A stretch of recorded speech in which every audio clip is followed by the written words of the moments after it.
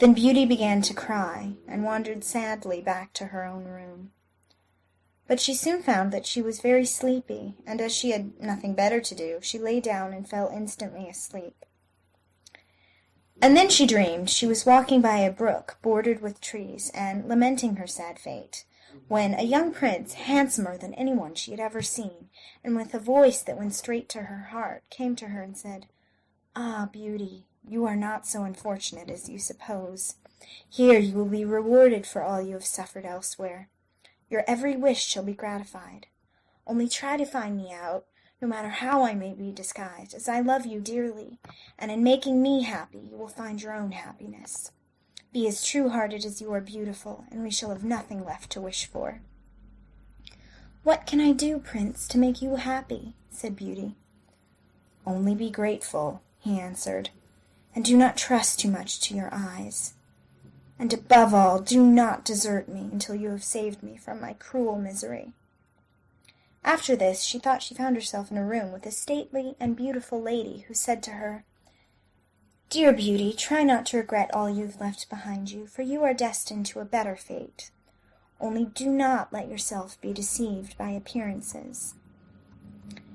Beauty found her dream so interesting that she was in no hurry to awake, but presently the clock roused her by calling her name softly 12 times, and then she got up and found her dressing-table set out with everything she could possibly want, and when her toilet was finished, she found dinner was waiting in the room next to hers.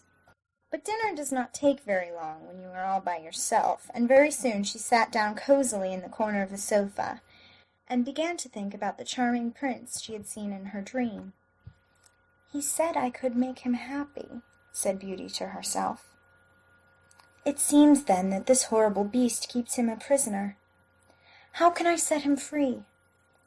I wonder why they both told me not to trust to appearances. I don't understand it. But, after all, it was only a dream, so why should I trouble myself about it? I'd better go and find something to do to amuse myself." So she got up and began to explore some of the many rooms of the palace. The first she entered was lined with mirrors, and Beauty saw herself reflected on every side, and thought she had never seen such a charming room. Then a bracelet which was hanging from a chandelier caught her eye, and, on taking it down, she was greatly surprised to find that it held a portrait of her own known admirer, just as she had seen him in her dream. With great delight she slipped the bracelet on her arm, and went into a gallery of pictures, where she soon found a portrait of the same handsome prince, as large as life, and so well painted that, as she studied it, he seemed to smile kindly at her.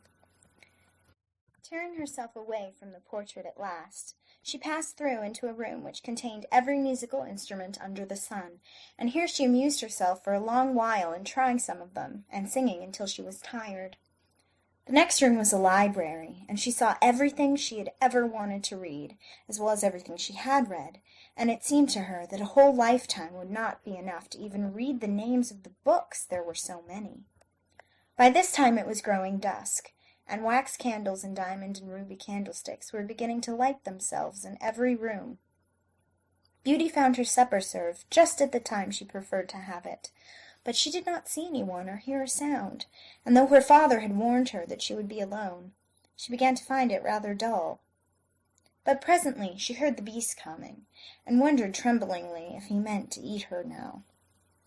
However, as he did not seem at all ferocious, and only said gruffly, "Good evening, Beauty," she answered cheerfully, and managed to conceal her terror. Then the beast asked her how she had been amusing herself, and she told him all the rooms she had seen. Then he asked if she thought she could be happy in his palace, and Beauty answered that everything was so beautiful that she would be very hard to please if she could not be happy. And after an hour's talk, Beauty began to think that the beast was not nearly so terrible as she had supposed at first. Then he got up to leave her, and said in his gruff voice, "Do you love me, Beauty? Will you marry me?" "Oh, what shall I say?" cried Beauty, for she was afraid to make the beast angry by refusing. "Say yes or no without fear," he replied. "Oh, no, beast," said Beauty hastily. "Since you will not, good night, Beauty," he said. And she answered, "Good night, Beast," very glad to find that her refusal had not provoked him. And after he was gone, she was very soon in bed and asleep, and dreaming of her unknown prince. She thought he came to her, and said to her, "Ah, Beauty, why are you so unkind to me? I fear I am fated to be unhappy for many a long day still." And then her dreams changed, but the charming prince figured in them all, and when morning came her first thought was to look at the portrait, and see if it was really like him, and she found that it certainly was. This morning she decided to amuse herself in the garden, for the sun shone, and all the fountains were playing, but she was astonished to find that every place was familiar to her, and presently she came to the brook where the myrtle trees were growing, where she had first met the prince in her dream, and that made her think more than ever that he must be kept a prisoner by the beast. When she was tired, she went back into the palace and found a new room full of materials for every kind of work, ribbons to make into bows and silks to work into flowers. Then there was an aviary full of rare birds, which were so tame that they flew to Beauty as soon as they saw her, and perched upon her shoulders and her head.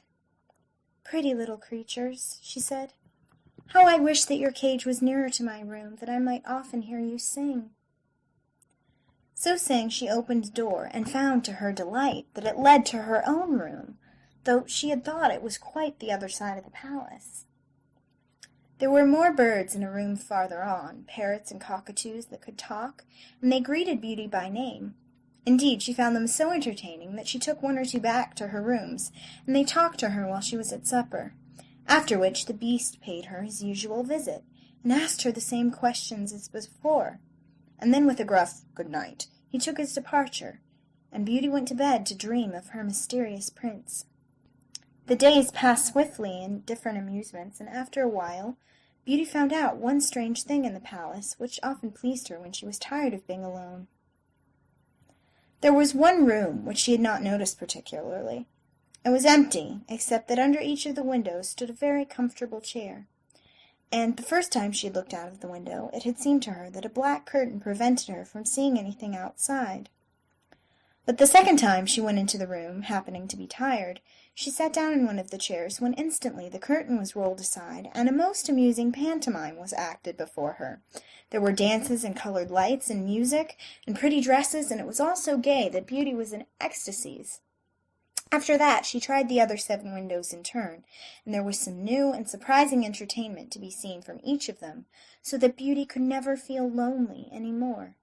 Every evening and after supper the Beast came to see her, and always before saying good night he asked her in his terrible voice, "Beauty, will you marry me?"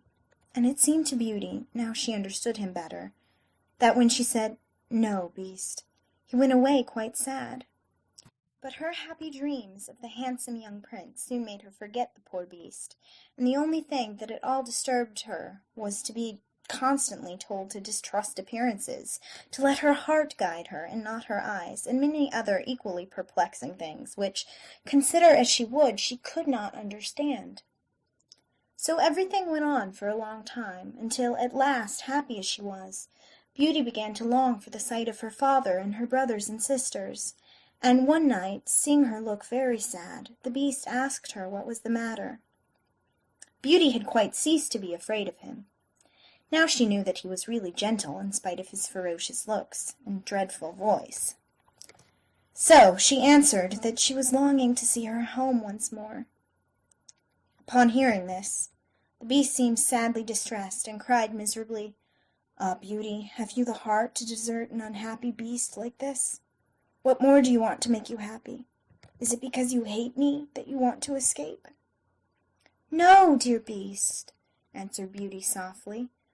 "I do not hate you, and I should be very sorry never to see you more. But I long to see my father again. Only let me go for 2 months, and I promise to come back to you, and stay for the rest of my life."